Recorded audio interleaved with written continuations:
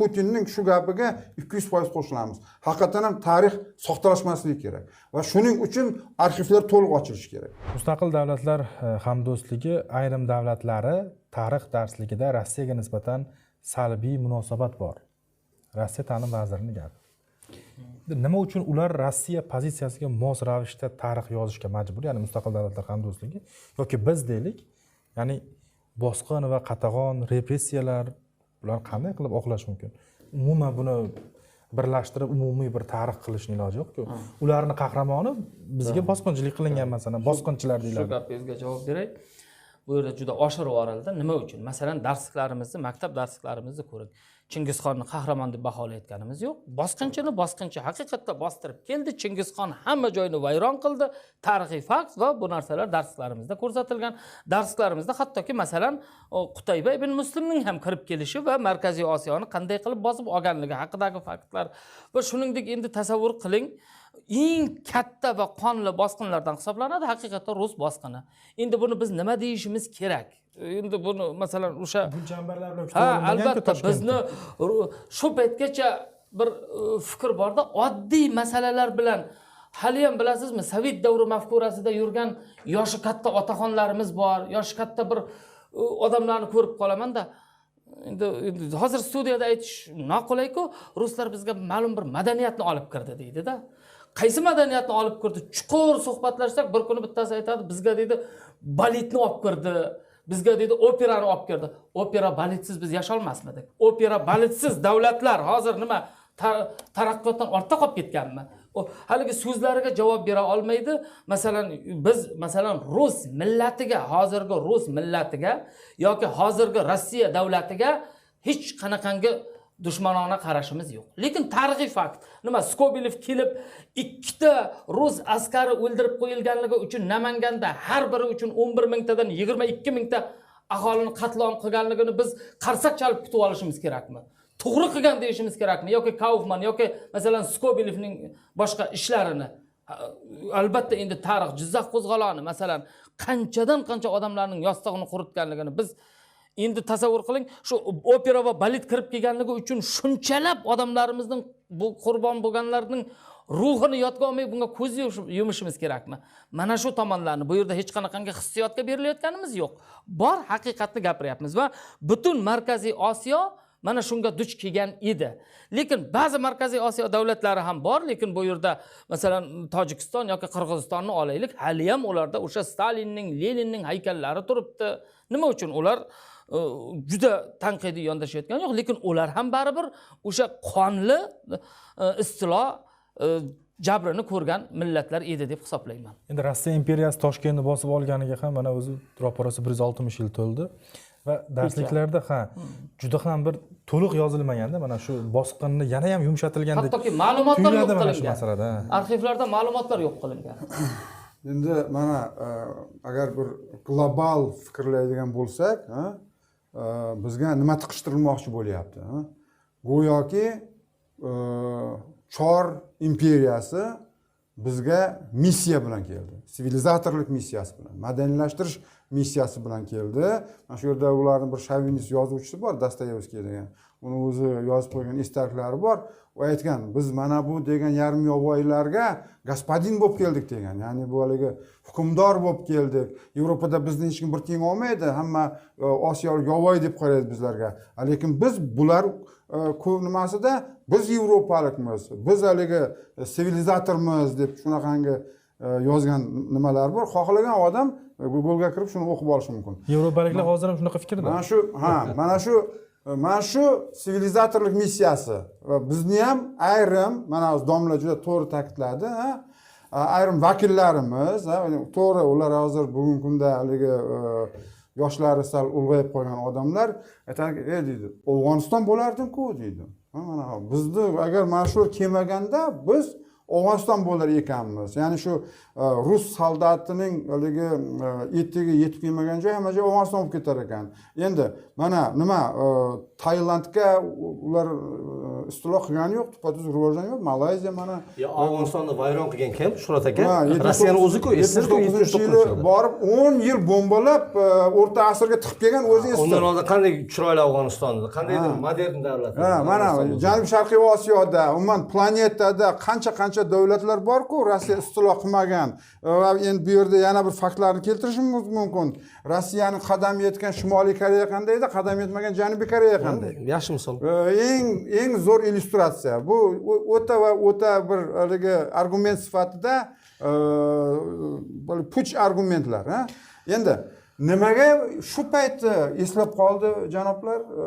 Bu 94-yil yozilgan edi-ku. Asosiy bugungi kundagi O'zbekistonning o'rta maktablarda o'qitiladigan tarixi o'zi asosan 94-yilda yozilib, 95-yillardan boshlab o'qitilyapti. 30 yil o'tib ketdi, ha, 30 yil bo'ladimi? Yo'q, 35 yil bo'ldi. 35 yil 30 yil ekan. 30 yil o'tib ketdi. 30 yildan keyin eslarga tushib qolganligi, ya'ni mana bular kitoblarida bizni bosqinchi deb aytayapti deb. 30 yildan beri nima qilib yurdilaring sizlar? O'sha 30 yil ichida eslamadilaring buni. Endi zerikib qoladi deganingiz-ku, endi zerikishgan bo'lsa kerak. Ha, endi bu yerda o'sha haligi qabul qilingan rejalar bor edi. Shu haligi rejalar amalga oshmayapti. Imperiya g'oyasi, Ester 2.0 g'oyasini tiklash, ana shu amalga oshmayapti, lekin shu oxirgi toshlarni otib qolish maqsad hozir. Qisqagina qo'shimcha qilmoqchiman. Fanning eng muhim prinsiplaridan bittasi obyektivlik hisoblanadi. Albatta. Har qanday voqea obyektiv yondashilishi kerak. Bosqinchimi, bosqinchi. Xaloskormi, xaloskor deb yondashish kerak. Va shu ma'noda, misol tarix fanlarida buni bosqinchi deb e'tirof etish muhim ahamiyat kasb etadi va uni ustiga mana bizda o'sha vatanparvarlik ruhida yoshlarimiz tarbiyalash nuqtai nazaridan ham, vatanga sodiqlik ruhida tarbiyalash nuqtai nazaridan ham bu kerak bu. Misol biz bilishimiz kerak, kim bizga bosqinchi-yu, kim bizga nima olib kelganligini. Mana qisqacha javobim shunday. Qarang, bu yerda Rossiya bu klassik imperiya va imperiyaning tafakkurning markazida kuch ishlatish kayfiyati va qobiliyati turadi. Rossiya bu shunday davlatki, keyingi paytda uning yuzidagi niqob tushdi. Ukraina urushi sababli u o'zining global reputatsiyasini o'ylamaydi, o'ylashga ehtiyoji yo'q. Va mana shu fonda Markaziy Osiyo davlatlariga bosim qilyaptiki, o'zi biladi imperialist ekanligini, o'zi bosqinchi ekanligini biladi. Bo'lib ham Chor Rossiyasi Markaziy Osiyoda, Turkistonda davlatlarni, millatlarni parchalab, juda ham ko'plab qonli, demak, ishlar qilganligini juda ham yaxshi biladi. Mana Jizzax qo'zg'oloni, Toshkent qo'zg'oloni, Xo'janddagi voqealar, bizni ajdodlarimiz o'sha Birinchi jahon urushi paytida Chor Rossiyasi imperatori farmon chiqaradi. O'sha Turkistondan qo'l, mardikor, soldat olib kelib, turklarga qarshi, ya'ni o'zimizni dindoshlarimizga qarshi to'laqonli qurol aslaha ishlab chiqarish va soldat sifatida u yerda tashlanish.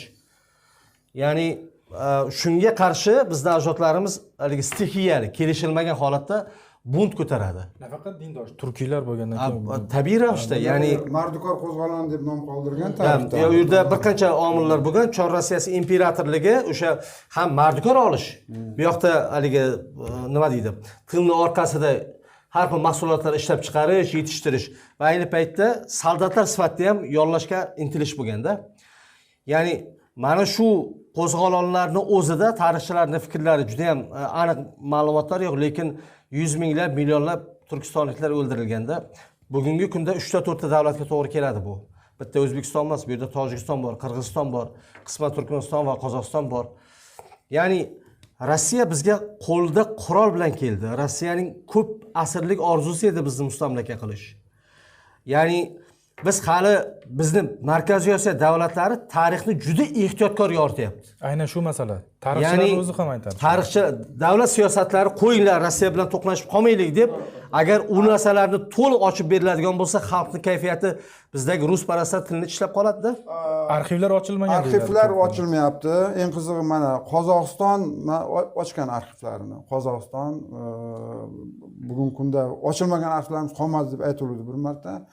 Bizda ham go'yoki mana ochilgan deb aytilyapti, lekin mana ayrim tarixchi olimlar mana bir tarixchi olim akamiz bor, o'sha kishi arxivlarni biz borsak bermaydi deb aytgandi. Mana Kunduzda bo'lgan, nimada, Daryoda bo'lgan intervyuda. Bu arxivlar ochilishi kerak. Qahramonazar Xalq bor haqiqatni bilish kerak. Mana haligi prezident Putinning bitta juda zo'r gapi bor, ha? Tarix soxtalashmasligi kerak deydi har doim.